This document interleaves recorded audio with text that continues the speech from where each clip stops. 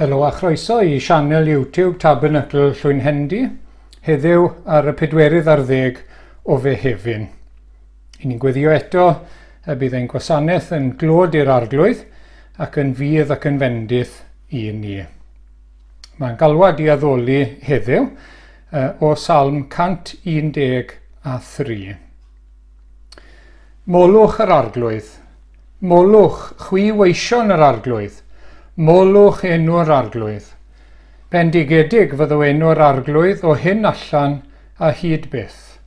O godiad hael hyd ei fachlid, bydded enw'r arglwydd yn foliannus. Fe ddaw ein darlleniad ni heddiw o lyfr y proffwyd Eseia a phennod 55.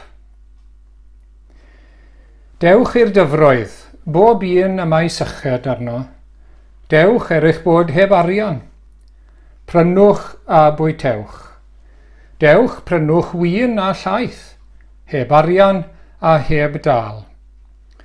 Pam y gwariwch arian am yr hyn nad yw'n fara, a llafurio am yr hyn nad yw'n digoni.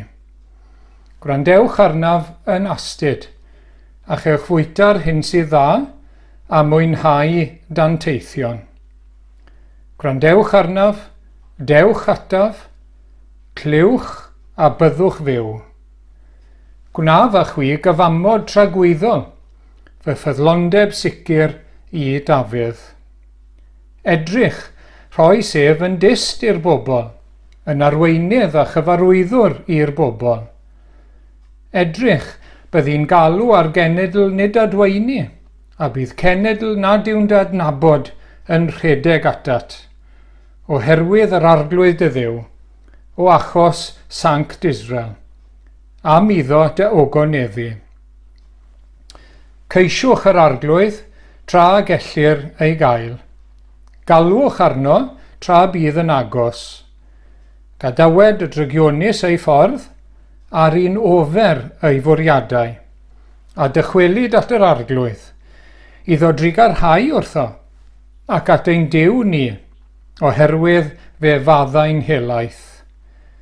Oherwydd nid fy meddyliau I yw eich meddyliau chwi, ac nid eich ffyrdd chwi yw fy ffyrdd I, medd yr arglwydd.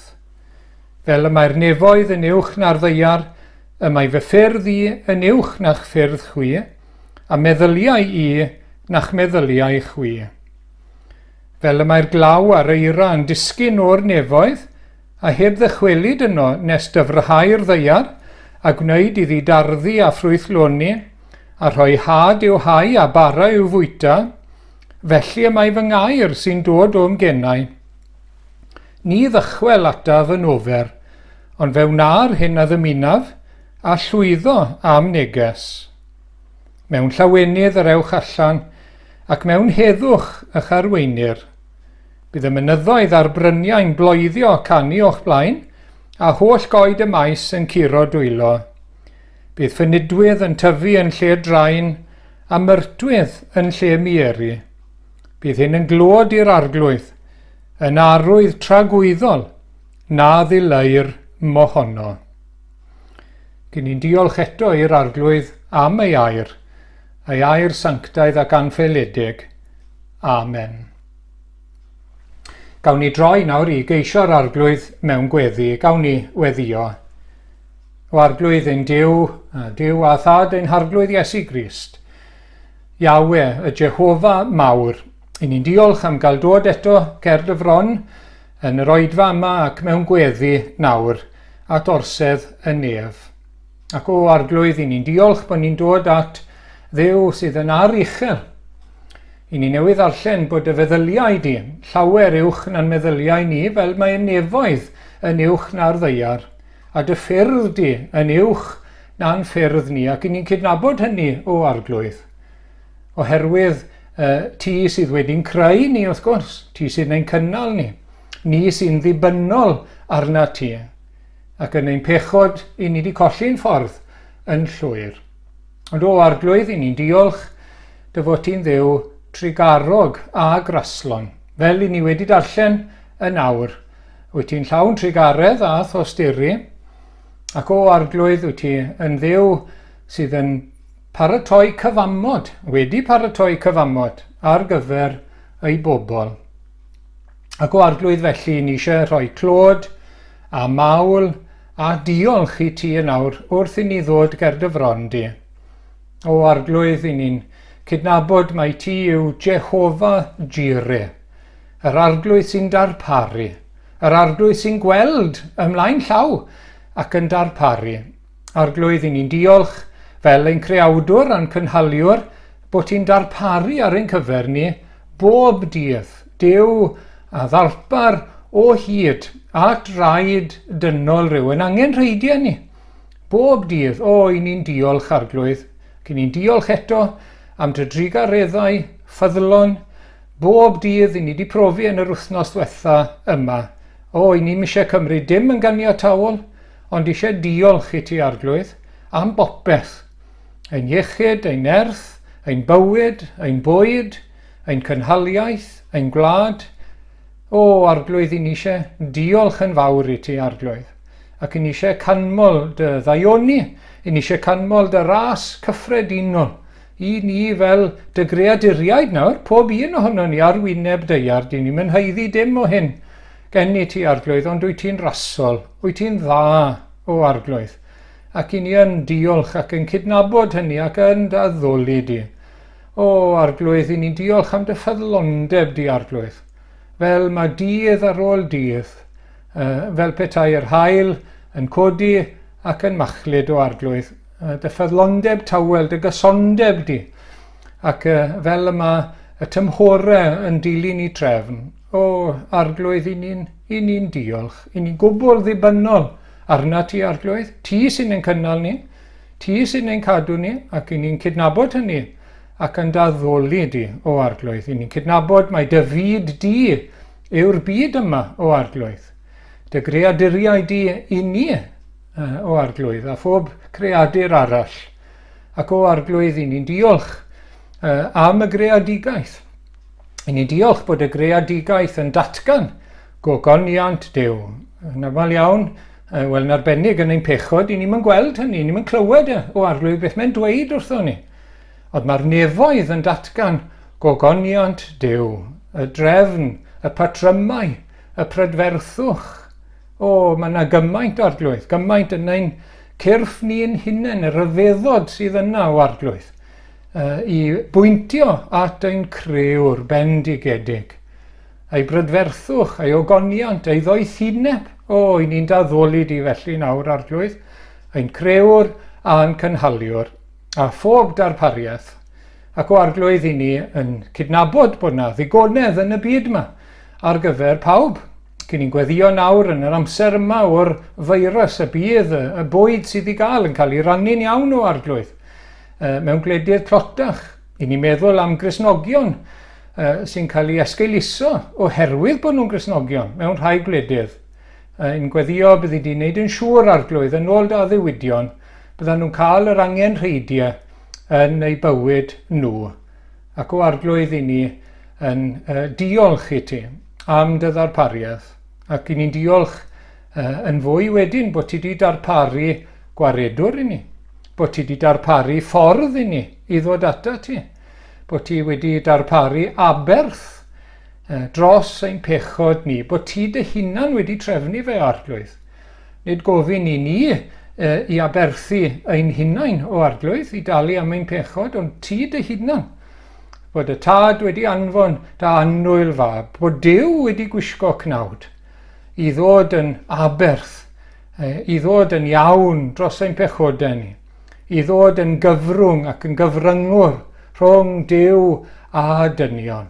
I ni'n diolch bod hwnna yn golygu bod yna ffordd ar agor, ffordd i gymodi, ffordd gyfreithlon, i heddwch a ffafor gyda Duw yn yr arglwydd Iesu Grist. Ac i ni'n canmol yr arglwydd Iesu, ni'n addoli'r arglwydd Iesu heddiw am ei barodrwydd i ddod, am ei gariad, fel cariad y tad wrth gwrs a'r ysbryd yn dod i'n deiar ni, yn gwisgo cnawd ac yn ei roi ei hun Arglwydd nid yn rhoi rhyw rodd arall ei roi ei hunan nath rhoi ei waed, rhoi ei fywyd drosom ni, dros bechadur bios farw, dros bechadur ar y pren ydi o ddefaist hoelion llymion nes i dorfod crymu pen. A dyna'r newyddion gorau i ni wedi clywed erioed, bod yr arglwydd Iesu mab y dyn wedi dod i geisio, i chwilio ac i achub pechaduriaid. Arglwydd diolch. Nid i alw rhai cyfiawn wedi dod, ond pechaduriaid. I ddod i edifeirwch, i ddod i deyrnas Dduw a theulu Duw, ac i fywyd tragwyddol.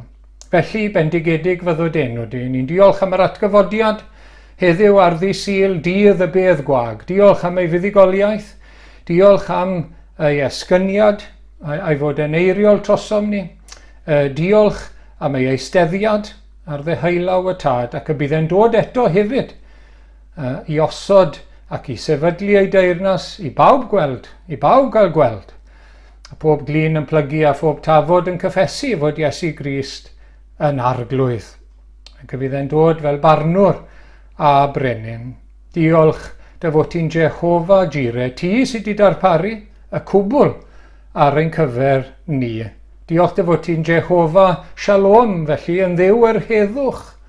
Ti wedi sefydlu ffordd o heddwch rhwng dyn a Duw. I ni'n cydnabod bod yn pechod ni'n gwrthryfel ac yn creu gelyniaeth. I ni wedi bod fel gelynion arglwydd.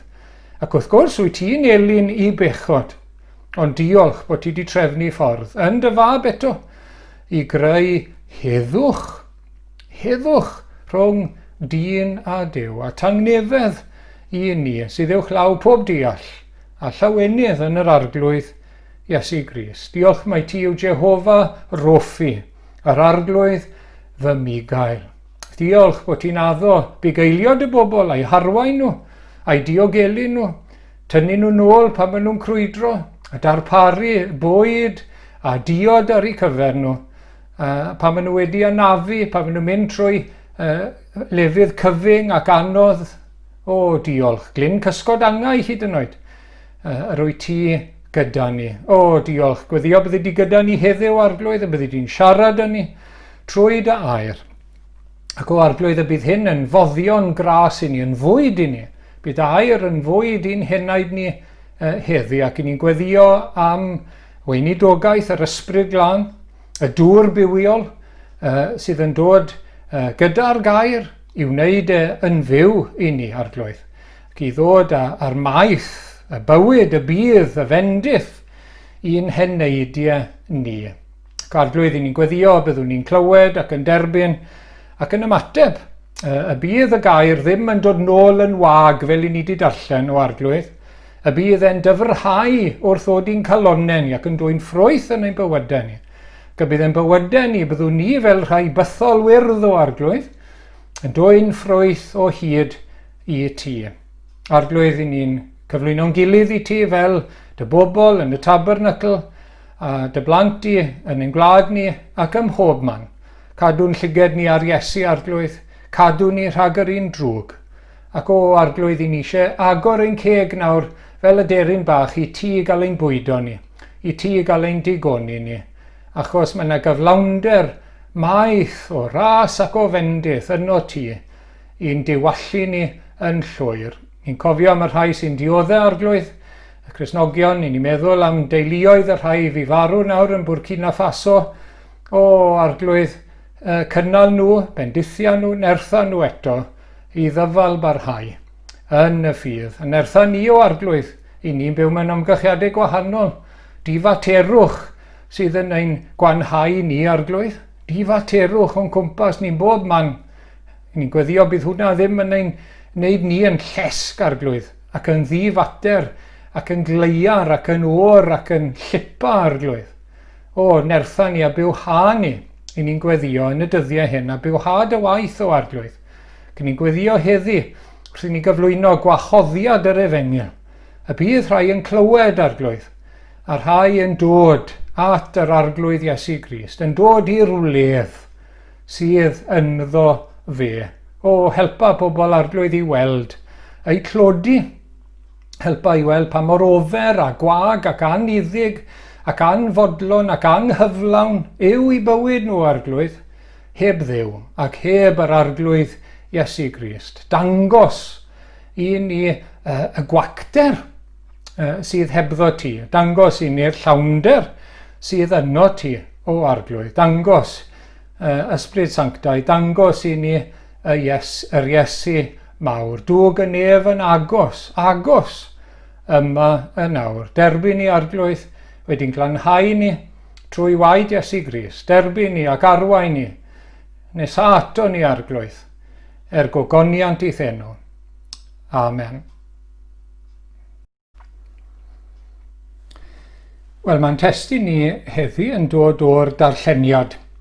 Eseia 55 ar adnod gynta. Dewch i'r dyfroedd, bob un y mae syched arno. Dewch eich bod heb arian, prynwch a y bwytewch. Wel, mae pob un ohono ni yn hoffi gwahoddiad i ryw ddathliad neu ryw achlysur arbennig. Ac i ni wedi colli hyn ers spel oherwydd y coronavirus, wrth gwrs.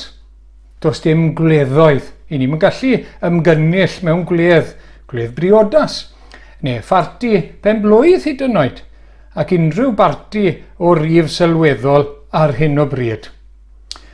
Yr unig beth i ni allu cael yw ryw barti rhithiol, yn virtual party, ar Zoom neu rhywbeth fel yna.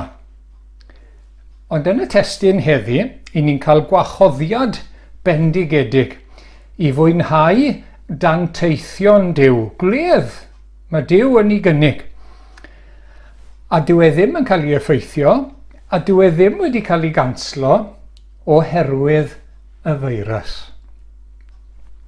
Wel, os i ni'n meddwl am wahoddiad nawr te, y peth cynta byddai ni'n neud o dderbyn gwahoddiad trwy'r drws, trwy'r post, byddai'n neud yn siŵr, wel, i bwy mae e. Odi e i fi, odi e un o'r plant, odi e i'r cymydog wedi dod i'r lle anghywir. Mae rhaid ni tseco i bwy mae e. Ac i bwy mae'r gwahoddiad yma? Wel, mae'n dweud wrth gwrs, i'r sychedig, i'r sawl sydd yn sychedu. I'r sawl sydd heb arian hyd yn oed. A mae hwnna'n surprise yn dyw e. Dyw e ddim yn dweud o chi sy'n haeddu dod, nawr chi sydd o ryw enw arbennig, na, i'r sychedig, i'r anghennus. Tlawd, dim arian hyd yn oed, gewch chi ddod, dewch. Ac mae sawl cliw pellach wedi ni yn y bennod ac yn y gwahoddiad ynglyn â pwy sy'n cael ei gwahodd. Pwy yw nhw a beth yw eu cyflwr yn nhw. A mae'n tipyn bach o sioc i ni. Mae yn surprise pwy sy'n cael ei gwahodd gan yr arglwydd. Maen nhw yn anigonol. Hynny yw, dyn nhw ddim yn cael ei digoni yn ei bywyd ar hyn o bryd.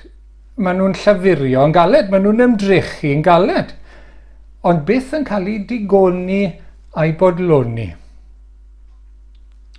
Maen nhw'n gwario arian.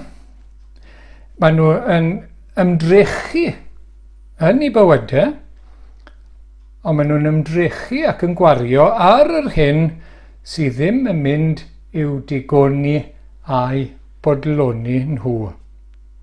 Dyw e ddim yn wir fara. Dyw e ddim wir yn mynd i'w digoni nhw. Wel, ar beth i ni'n gwario heddi te? Ar beth i ni'n ymdrechu i gael bywyd llawn heddi? Wel, pleserau wrth gwrs. Llwn ni feddwl amdanyn nhw. Mae gymaint mwy o ddewis nawr nag eriod. Anghofiwch am y coronavirus wrth gwrs.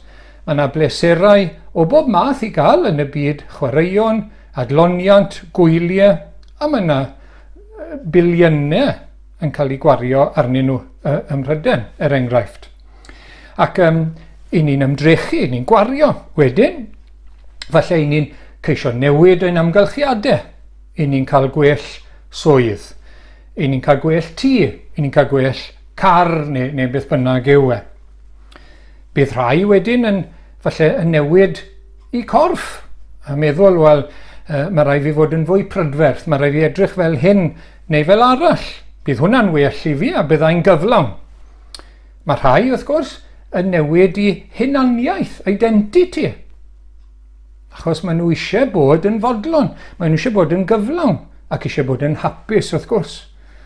Eraill yn newid i rhywioldeb yn y dyddiau hyn. I ni'n clywed am y pethau yma yn aml iawn ond i ni. Ac wedyn, mae rhai eraill yn gweithio'n galed iawn i brofi bod nhw'n dda. I geisio bod yn gyfiawn. Falle bod nhw yn bobl sy'n gwneud lot i godi arian at elusen. Peth da, wrth gwrs. Falle'n dilyn crefydd Gristnogol neu grefydd arall. Ond yw'r bobl yma sy'n cael y gwahoddiad ddim yn ffindio heddwch, ddim wedi cael yr heddwch a'r cyflawnder maen nhw'n chwilio amdano fe, dim eto. Rywsut, dyw e byth yn ddigon. Rywsut, mae yna ryw syched ar ôl o hyd. Mae yna rhywbeth ychwanegol i chwilio amdano fe o hyd. A fel na fydd i. Nes i ni ddod at Iesu Grist. Fel na fydd ein bywyd ni, beth bynnag i ni'n ei wneud. Gwrandwch ar y geiriau yma gan yr arglwydd Iesu, Joan 6, adnod 27. Gweithiwch, nid am y bwyd sy'n darfod, ond am y bwyd sy'n para i fywyd tragwyddo. Mab y dyn a rydd hwn i chwi.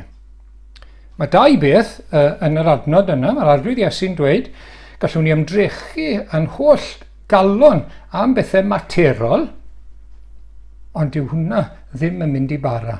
Dyw e ddim digon. Beth sydd yn wir yn para yw beth mae e'n gallu rhoi i ni yn ein hunaid. Y wledd ysbrydol. Y danteithion ysbrydol sydd gyda fe ar ein cyfer ni. Wedyn ni, mae'r bobl sy'n cael ei gwachodd nawr, maen nhw'n cael ei galw yn rhai drygionus ei ffordd ac ofer ei bwriadau. A mae'r gair am ddrygionus neu drwg fan hyn yn golygu aniwiol, hunanol. Maen nhw'n mynd bant oddi wrth Dduw.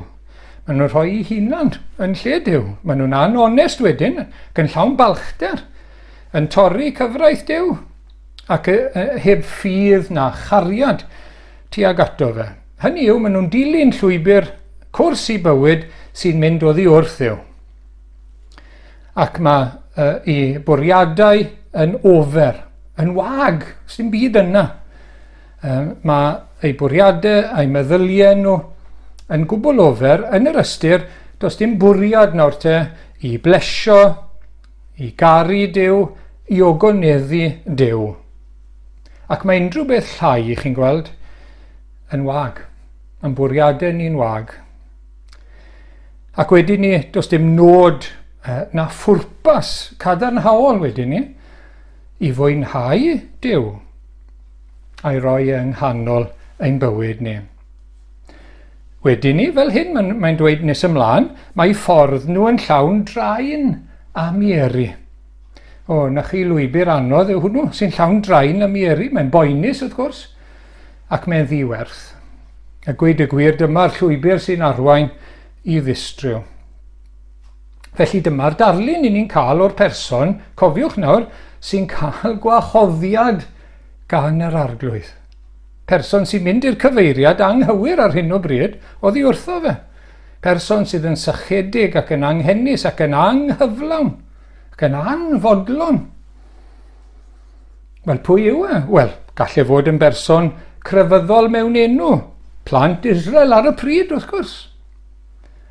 Ond nid yn ceisio yr arglwydd o'i calon nhw.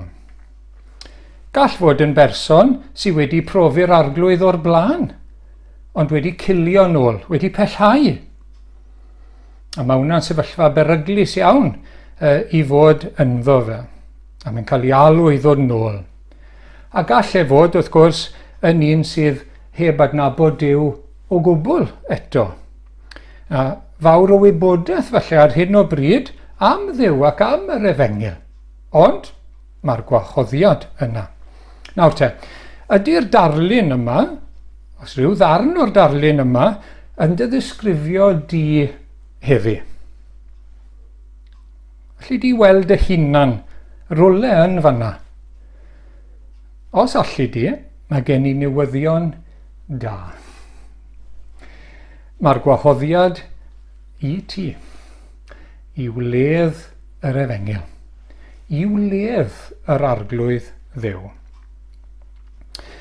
Wel nawr te, wedi meddwl i bwy mae'r gwahoddiad, i beth? Beth yw'r wledd? Beth sydd ar gael yn y wledd? Wel, mae yna gymaint o bethau'n cael ei rhestru yma. Mae'n wahoddiad i gael dŵr, i gael gwin, i gael llaeth, i gael danteithion. Yn yr hen gyfieithiad, braster, bwyd da, bwyd gorau.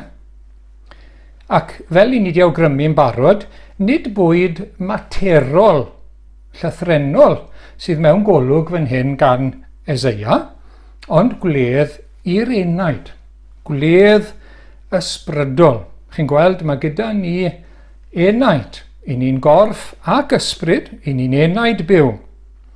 A cyfoeth gras Duw i ni sydd mewn golwg fan hyn. Dyma chi adnodau hyfryd iawn yn Salm 36, adnod 7 i 9, llochesa pobl dan gysgod dy adenydd. Fei digonir a llawnder dy di, a diodi hwy o afon dy gysuron, oherwydd gyda thi y mae ffynnon bywyd ac yn doleini di y gwelwn o leini. Wel, mae'r dŵr yn y Beibl wrth gwrs yn ddarlun o'r ysbryd glân. Yr arglwydd Iesu hunan yn addo llenwi ei bobl nes bod nhw'n gorlifo. Joan 7, 37-38. Pwy bynnag sy'n sychedig, deied ata fi ac yfed. Mae e fel petai yn cyfeirio, ynddo e, at Eseia 55.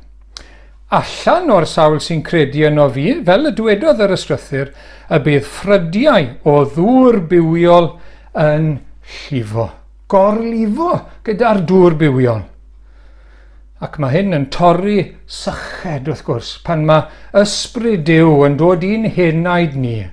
Pan mae Duw yn dod i gartrefi gyda ni, yn ei ysbryd glân. O, mae e'n llenwi wrth gwrs ac yn gorlenwi. Mae'n dod â bywyd nefol, bywyd tragwyddol i'n henaid ni. Mae Eseia eisoes ym mhennod 25 wedi cyfeirio at wledd yr arglwydd yn cynnwys gwin.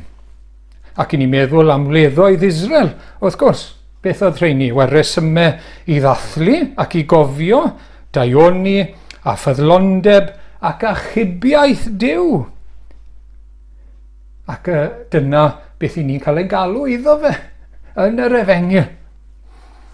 Gwledd, rhesymau i ddathlu ac i brofi wrth gwrs, daioni Duw, ffyddlondeb Duw, achubiaeth Duw.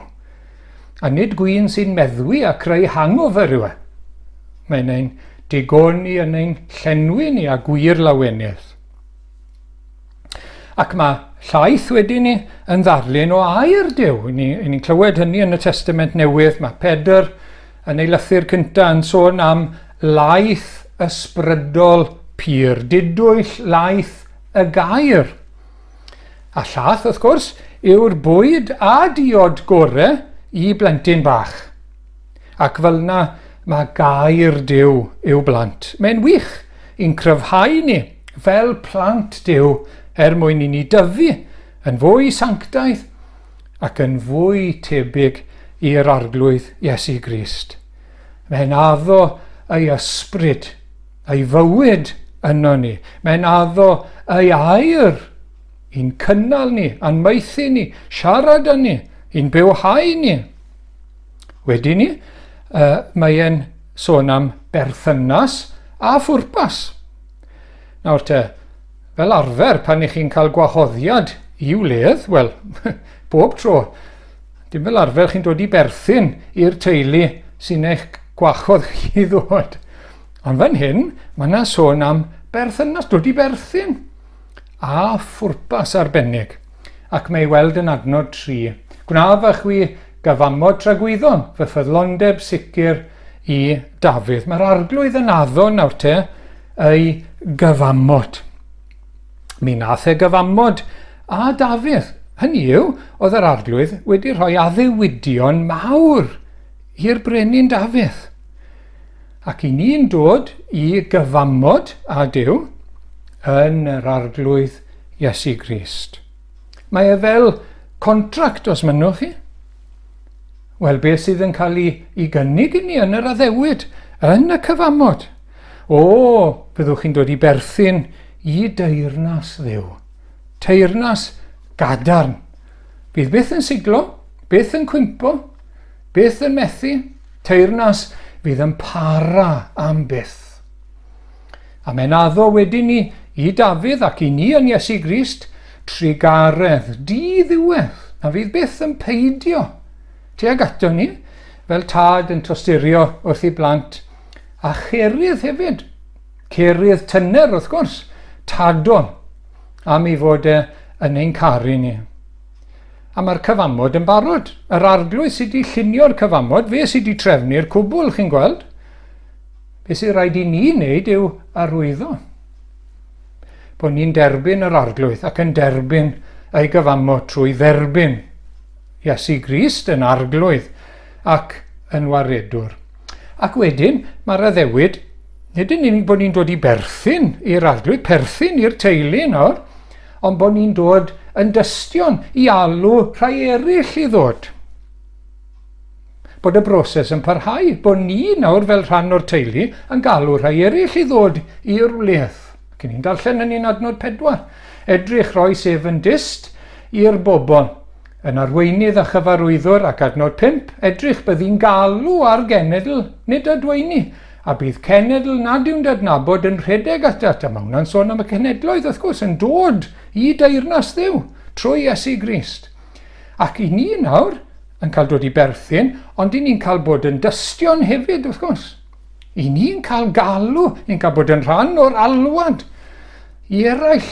Dyma chi fraint, a dyma chi bwrpas ar uchel i'n bywyd ni. I wasanaethu yr arglwydd i fod yn bobl iddo fe, i wasanaethu bod yn rhan o'i dystiolaeth a'i gomisiwn i ddod ag eraill i mewn i'w deyrnas. Yna, beth arall sy'n cael ei restru yn y danteithion yma? Wel, trigaredd, tosturi yr arglwydd. Gadawed y drygionis ei ffordd ar un ofer ei fwriadau a dychwelyd at yr arglwydd iddo drigarhau wrtho. A dyma ryfeddod y Rhufeiniaid. Mae'n ryfeddod yn dweud bod yna wachoddiad nawr te i'r rhai sydd yn bechaduriaid, sydd ddim yn deilwm, i ddod at yr arglwydd i brofi ei trigaredd. Nid profi beth maen nhw'n heiddi, profi trigaredd. Profi ei ras. Nid profi ei fod yn ein gwasgu ni lawr, ac yn ein cosbi ni'n llym, ac yn ddig wrtho ni. Dyna wir i ni yn ei heiddi. Ond i fod yn ein cofleidio ni, ac yn ein codi ni yn ei freichiau fel petai, yn ein cadw ni ac yn ein diogelu ni. Gwrandwch ar yr adnodau yma yn Salm 103, 8-10, trigarog a graslon yw yr arglwydd, araf i ddigio a llawn ffyddlondeb, nid yw'n ceryddu yn ddiddiwedd, nac yn meithrin ei ddicter am byth. Ni wnaeth a ni yn ôl ein pechodau, ac ni thalodd i ni yn ôl ein camweddau. Dyw e ddim yn delio â ni fel i ni'n heiddi, mae e'n drigarog. A mae'n mynd mlaen i ddweud bod e'n pellhau ein pechodau mor bell ag yw y dwyrain oddi wrth y gorllewin, i ben arall y byd fel petai. Ac mae hwnna'n dilyn at y peth nesaf. Mae'n drigarog, mae'n llawn trigaredd, a mae'n maddau yn helaeth. Mae'n afaddeiant helaeth, digonedd ohono fe, chi'n gweld, ar y ford yn y wledd. Micha, pennod 7, 18-19, pwy sydd ddiw fel ti, yn maddau camwedd ac yn mynd heibio i drosedd gweddill ei etifeddiaeth. Nid yw'n dal ei ddig am byth, ond ymhyfryda mewn trigaredd. Bydd yn tosturio wrth ddim eto ac yn golchi ein camweddau ac yn taflu ein holl bechodau i eigion y môr. Dyna fesur trigaredd Duw i ni yn yr Efengil. Maen nhw'n gweud taw ffos Mariana yn y môr tawel yw'r man dyfna yn y moroedd. Wel, na chi ddarlun yn dyfa, lle mae ein pechodau ni yn cael ei taflu wrth i ni ddod i'r wledd sydd yn yr Efengil ac yn yr arglwydd Iesu Grist. Mae'n sôn am lawenydd ac mae'n sôn am heddwch. Dyma chi adnod 12, mewn llawenydd yr ewch allan ac mewn heddwch eich arweinir. A dyma lythyr cyntaf Pedr, pennod 1 adnod 8. Dych chi'n credu, Bible.net tro yma, dych chi'n credu ynddo, yn yr arglwydd Iesu, eich bod chi ddim yn ei weld ar hyn o bryd. A dych chi wedi'ch llenwi ar rhyw lawenydd cwbl wefreiddiol, sy'n amhosib i'w ddisgrifio. Mae tu hwnt i eiriau. Ac dyna brofiad y sawl sy'n dod at yr arglwydd Iesu, wrth gwrs, sy'n edifarhau. Mae'n profi llawenydd a tu hwnt i ddisgrifiad. Oedd Cristion newydd yn dweud wrtho i, flwyddyn yn ôl, dwi mor hapus, dwi mor llawen yn yr arglwydd Iesu. Ac wedyn mae heddwch mae Duw yn cyhoeddi, heddwch rhyngon ni, rhwng dyn a Duw, nid condemniad, nid gelyniaeth nawr, i'r pechadur sy'n pwyso'n llwyr ar Iesu Grist, ei aberth ar y groes, na'r unig ffordd, mwyn cael ein hachub a dod yn iawn gyda Duw. Am hynny, Rhufeiniaid 5 adnod 1, am hynny, oherwydd ein bod wedi ein cyfiawnhau trwy ffydd, y mae gennym heddwch a Duw, trwy ein harglwydd Iesu Grist. Ac yn ola, yn adnod 13, mae'n sôn am ffynidwydd a myrtwydd. Mae'n sôn am goed bythol wyrdd yn lle'r draen ar mieri. Ac mae'n rhyw ddarlun yn dyw o fywyd, ffrwythlon a chyson. Yr un ym mhob tymor. Bod ni yr un ym mhob cyfnod o fywyd. Ac ym mhob tywydd fel petai, ym mhob amgylchiad o fywyd. Bod ni yr un dal yn wyrdd ein dail fel petai. Dal yn profi llawenydd a heddwch a gras a nerth yr arglwydd. Na chi ddarlun bendigedig, na chi wledd yw hwnna.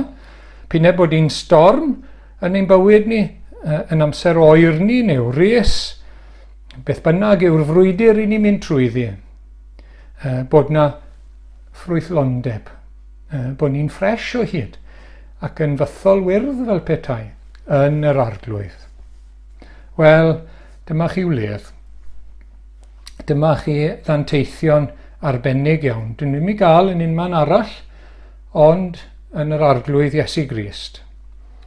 Bod dyn yn dod yn iawn gyda Duw, bod dyn yn profi trigaredd a gras Duw, bod dyn yn profi bywyd Duw trwy'r ysbryd glân yn ei enaid, ac yn profi gair Duw, yn siarad ac yn bwydo ac yn cynnal ei enaid. Heddwch a llawenydd a ffrwythlondeb, a mae gyd yn yr arglwydd Iesu Grist. Wel, y cwestiwn nesaf nawr te, wel, faint mae'n gostio? Os eisiau ni dalu rhywbeth i gael dod i'r wledd yma. Wel, dyma beth mae'n dweud, heb arian a heb dal.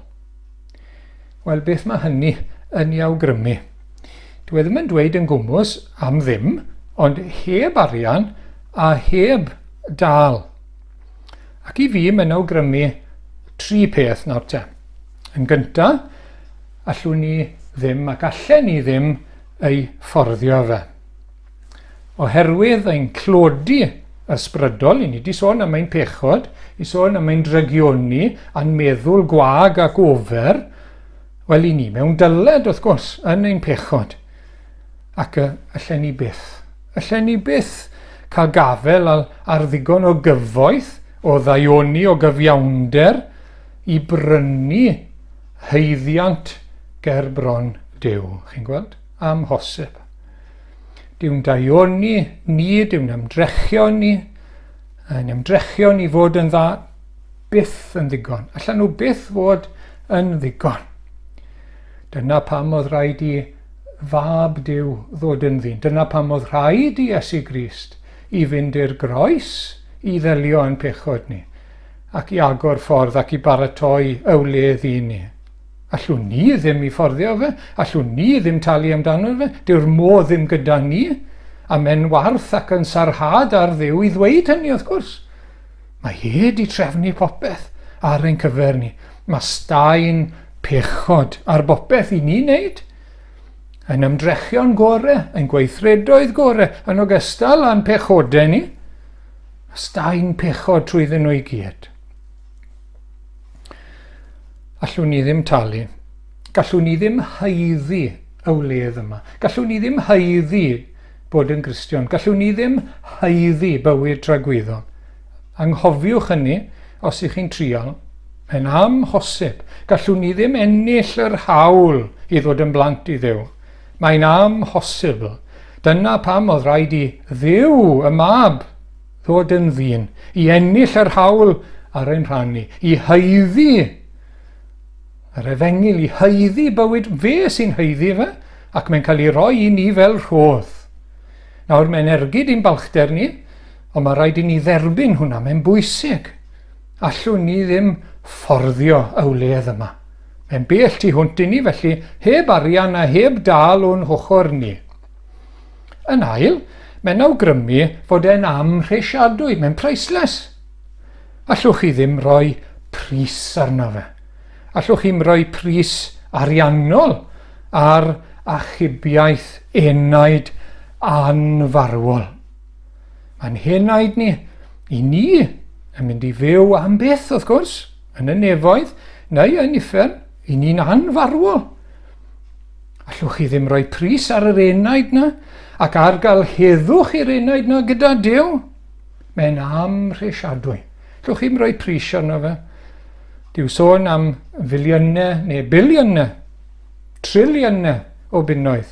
Dwi'n yn addas nac yn briodol. Ond yn drydydd wedyn ni, mae'r ymadrodd yma heb arian a heb dal.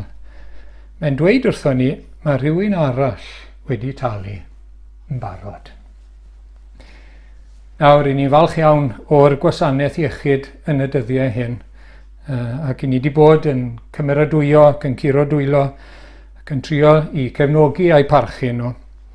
Wel, chi'n gwybod y motto, yr arwyddau'r, ond i chi, yn rhad ar bwynt ei gyflwyno, free at the point of delivery, neu free at the point of need.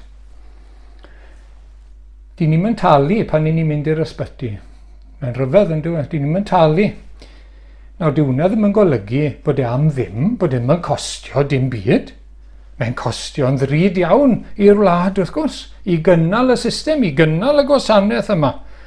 Ond pan i ni yn glaf, yn dost, yn ein hangen, di ni'n mynd i'n poced i dalu. Ac mae hwnna'n rhyw ddarlun bach. Mae achubiaeth Duw. Mae'r bywyd tragweddol. Mae'r wledd sydd yn yr efengil. Mae am ddim i ni pan i ni'n dod at Iesu Grist. Pam? Mae e wedi talu. Mae popeth yn barod. Mae e wedi talu'r pris ar y groes. A mae wedi costio yn ddrud. Mae wedi costio gwaed mab Duw. A dyma pam daeth Duw yn ddyn. Dyma pam y daeth i Bethlehem, mwyn mynd i Galfaria i'r groes. Dyma'r holl bwrpas i ddod yn ddyn i dalu, mwyn i ni gael dod i'r wledd, i glirio ein dyledion, i gwrdd ar gost allan ni ddim cwrdd ag i gael ein derbyn a'n cymryd eto yn bobl ac yn blant i Dduw a dod i'r wledd, gwledd yr efengil. Dyma beth mae Pedr yn gweud eto, os gael ddyfynu eto o Pedr, y llythyr cyntaf a'r bennod gyntaf, ond adnod 18 tro yma. Gwyddwch nad a phethau llygradwy. Arian neu air, y prynwyd i chwi ryddid, oddi wrth yr ymarweddiad neu'r ffordd o fyw ofer a etifeddwyd gennych, ond a gwaed gwerthfawr, un oedd fel oen di-fai a di-nam, sef Crist. I chi wedi cael eich prynu'n rhydd o'ch pechod. Chi wedi cael dod i'r wledd, meddai Pedr, nid ar rhywbeth mor chip ag arian neu air, rhywbeth chip, ond gwerthfawr waed, un oedd fel oen di-nam a di-fai, yr arglwydd Iesu Grist, mab y dyn. Ei fywyd ef, chi'n gweld, oedd wedi ei roi, wedi ei offrymu dros ein pechodau ni, yn ein lle ni ar y groes, i ni gael croeso, i ni gael dod i'r wledd sydd gan Dduw ar ein cyfer ni, y wledd o adnabod Duw, y wledd o fyw mewn perthynas â Duw, y wledd o fywyd gyda Duw, bywyd tragwyddol. Wel, beth sydd ei angen wrth i ni ddod felly heb arian a heb dal? Wel, mae doi beth yn angen rheidiol mewn ffordd i ddechrau. Mae rhaid i ni gydnabod y syched yma. Bod ni'n anghennus. Bod ni yn mynd i'r ffordd anghywir. Ac wedyn ni, mae rhaid ni gyfaddau felly, ein pechod wrth gwrs. Anhangen am Dduw. A'n gwacter a bod ni'n anigonol ac yn anghyflawn hebddo fe. A wedyn ni dod. Mae rhaid ni weld ein syched anhangen a dod i'r wledd. Dod at Iesu Grist. Galw mewn gweddi ar yr arglwydd Iesu. I fod yn waredwr. I fod yn geidwad. I ddod â ni'r wledd sydd ganddo fe ar ein cyfer ni. Wel, beth i ni'n gorfod wneud te? Wel, mae rhaid i ni ymateb i air Duw. Meddai'r bennod wrtho ni, mae gair Duw fel y glaw a'r eira sy'n dod lawr, mae'n rhoi dŵr a mae'n cynhyrchu bywyd ar y ddeiar. A beth sydd eisiau ni wneud yw derbyn y gair. Os yw'r ddeiar yn mynd i ddwyn ffrwyth, mae rhaid iddo fe dderbyn y glaw. A'r dŵr sy'n dod lawr wrth gwrs. Mae hwnna'n ddarlun o'n calon ni nawr. Oeddi'n calon ni yn feddwl i dderbyn y gair. Oeddi'n calon ni, chi'n gofio dameg yr hywr, fel y tir da sy'n cymryd yr had mwyn dwyn ffrwyth. Wel, beth sy'n rhaid i ni wneud? Mae rhaid i ni geisio yr arglwydd. Adnod 6, ceisiwch yr arglwydd tra galler ei gael. Galwch arno. Mae'r gair ceisio yn fan hyn yn air cryf. Mae'n golygu chwilio mwyn nabod person, dod i nabod nhw yn dda ac yn agos iawn. Dod yn ffrind, dod mewn i berthynas o gyfrinach gyda person, fel confidant os mynnwch chi. Ac mae'n neud i fi feddwl am bobl, chi'n bod, maen nhw'n chwilio am berthnasau weithiau. Mae'r berthynas wedi colli, wedi cael ei gwahanu'n blant, falle oddi wrth aelodau eraill o'r teulu, a maen nhw eisiau gweld os ydyn nhw'n fyw a dod i'w nabod nhw, Ond mae yna waith yn dos i chwilio, i geisio, i gael hwnna. Wel, dyna'r math o geisio, yn ceisio'r arglwydd i ddod yn ffrind go iawn, i ddod i'w nabod go iawn. Ac wrth gwrs, mae'n dweud wrtho ni, os i ni'n ceisio yn holl galon, y byddwn ni yn ei gael. Mae'n addo hynny i ni. Dyma eiriau'r arglwydd Iesu yn Joan 15, adnod 15, yr wyf wedi eich galw yn gyfeillion, nid gweision, oherwydd yr wyf wedi gwneud yn hysbys i chwi bob peth a glywais gan fy nhad. A chi berthynas hyfryd, bod e'n dweud wrthon ni, bod e'n siarad â ni.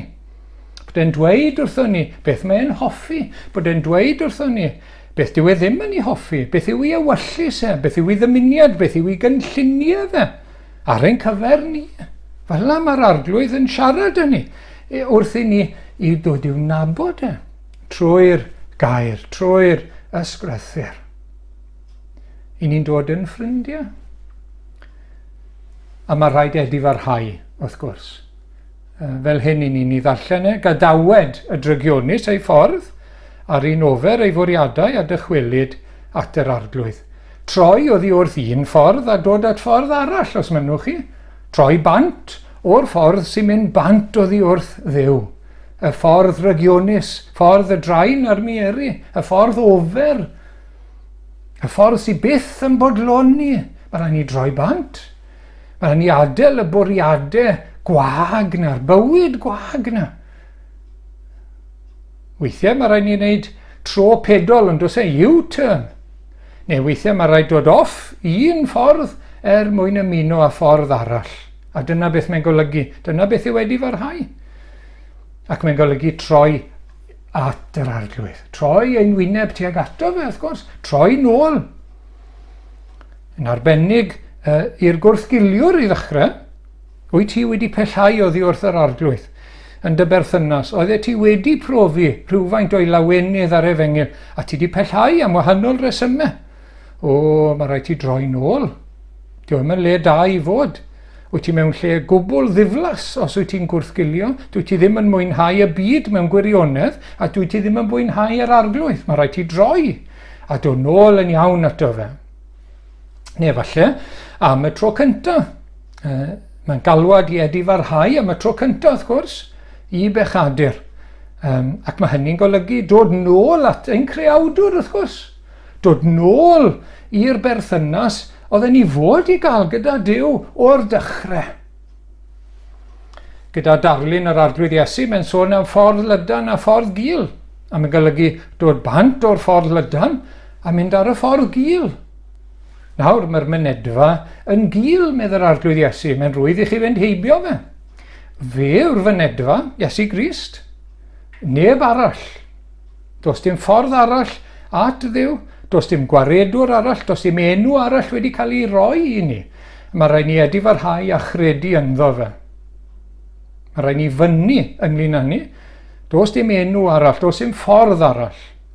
A mae'r ffordd yn gul. Dyw e ddim y ffordd mwyaf poblogaidd yn y byd. Ond mae rhaid ni gofio dau beth.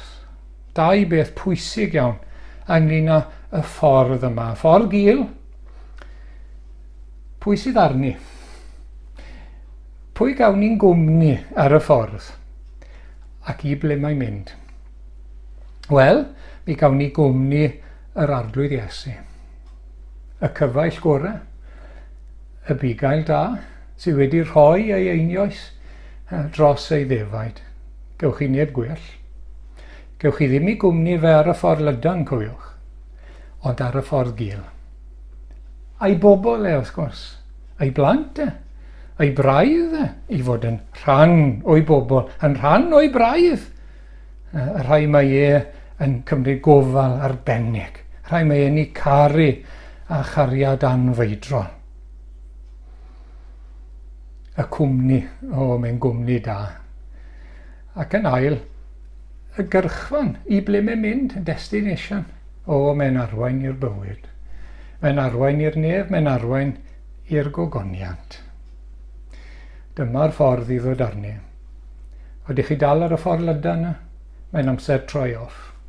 Mae'n amser troi nôl. Mae'n amser dod at yr arglwydd Iesu Grist. Ac ar y ffordd sy'n arwain i'r bywyd ac i'r wledd mae e'n cynnig i ni. A'r cwestiwn ola pryd. Pryd i ni fod i ddod i'r wledd? Ac nawr yw'r ateb. Heddi yw'r ateb. Ceisiwch yr arglwydd tra galler ei gael. Galwch arno tra fyddo'n agos. Mae yna frys fan hyn, chi'n gweld. Mae yna elfen o frys i droi oddi wrth ein trygioni a'n bwriadau gwag. Yn y Beibl, heddiw yw amser Duw. Heddiw yw dydd iachawdwriaeth. Nid fori, heddi. Chi'n gweld yr unig beth allwn ni ddweud yn sicr yw mai heddi yw'n diwrnod ola ni ar y ddaear. Yr unig beth allwn ni ddweud 100%. Ac o'n blaen ni, mae marwolaeth, mae barn, mae tragwyddoldeb o'n blaen ni. Ac i ni yma heddi. Dyw fori ddim yn ein gafel ni eto. Gwrandwch ar yr adnod yma, Jago 4:14. Nid oes gan rai fel chwi ddim syniad sut y bydd hi ar eich bywyd y fori. Nid ydych o'n tarth sy'n cael ei weld am ychydig ac yna'n diflannu. Fel na mae bywyd ar y ddaear. Ngofiai byth bod fi'n pregethu blynyddoedd yn ôl ar y thema yma, bod bywyd yn ansicr iawn a dim ond heddi sydd gyda ni. A chi'n gwybod oedd un person yn y gynulleidfa ac oedd e wedi'n haro fi. Mi syrthiodd yn farw y diwrnod wedyn i danlinellu y ffaith, y reality o'r peth. I ni'n gwybod yn ein pen, ond dyw e ddim bob amser yn real i ni. A beth yw'r cynnig nawr sy'n cael ei roi gan yr arglwydd yn yr Efengil? I ni'n cael ei wynebu, i ni'n cael ein bombardio a chynigion yn dyn ni trwy'r amser. Dyma chi un, prynwch nawr a talu wedyn. Dwi ddim mor keen ar rheini, achos mae rhaid talu yn y pen draw. Mae'n y man i chi gael digon i dalu nawr. Yn ail, prynwch tra bod y stoc yn para. Wel, nid yna mae'r Efengil yn dweud chwaith. Dwi ddim yn dweud prynwch nawr, talu wedyn, a dwi ddim yn dweud prynwch tra bod y stoc yn para. Falle bydd dim digon o ras i gael. Na, dwi ddim yn dweud hynny o gwbl. Dim o gwbl. Mae digonedd o stoc i gael. Mae digonedd o wledd i gael i ni. Nid na'r pwynt. Ond mae yna gynnig arall i ni'n gweld yn aml iawn. Prynwch tra bod y cynnig yn para. Ac dwi wedi cael sawl un yn ddiweddar. Sale ends at midnight. Hynny yw, dim ond am heddi mae'r cynnig yma nawr. Wel, dyma beth mae'r Efengil yn dweud. Dyma beth mae'r geiriau yma'n dweud. Ceisiwch yr arglwydd tra galler ei gael. Nawr yw'r amser perffaith. Tra bod ni'n clywed yr Efengil. Tra bod e yn ein clustia ni ac yn ein meddwl ni. Nawr yw yr amser. Wel, gyda phob gwahoddiad, mae yna 4 llythyren bach ar y diwedd, fel arfer beth bynnag, RSVP. Mae eisiau ateb os gwelwch yn dda. Beth yw dy ateb di heddi? A dim ond 2 sydd, cofiwch. Ie, wy'n dod, neu na, dwi ddim. Mae gohirio yn wrthod. Cofiwch hynny. Peidiwch â meddwl, peidiwch â syrthio i'r trap o feddwl, mi na i rhywbryd eto. Na, mae hwnna'n golygu bod ni'n gweud na. Mae'n beth peryglus, mae risg mawr yn gwneud hynny. Does dim rheswm i wrthod Efengil Duw. Does dim rheswm i wrthod gwledd Duw. Pa reswm sydd gyda chi wrthod adnabod Duw? Bod Duw yr ysbryd glân yn dod i'ch bywyd chi. Bod gair Duw yn dod i siarad a'ch cynnal chi, a'ch cadw chi. Bod chi'n profi heddwch gyda Duw a'i lawenydd. A bod eich bywyd chi'n dod yn llawn pwrpas ac yn ffrwythlon. Pa reswm sydd i wrthod hynny? Pa reswm sydd i beidio dod at y ffordd sy'n arwain i'r bywyd a chi'n cael cwmni yr arglwydd Iesu? Ar y ffordd yna, a chwmni Duw wrth gwrs. Mae rhaid chi ateb heddi, a mae rhaid chi ateb yn gadarnhaol. Atebwch nawr, atebwch heddi, drwy weddio a galw ar yr arglwydd i ddod â chi i'r wledd. Dyw e byth yn gwrthod. Pwy bynnag alwa ar enw'r arglwydd fe gaiff ei achub. Diolch i'r arglwydd am ei wahoddiad. Diolch am ei ras a'i drigaredd rhyfeddol.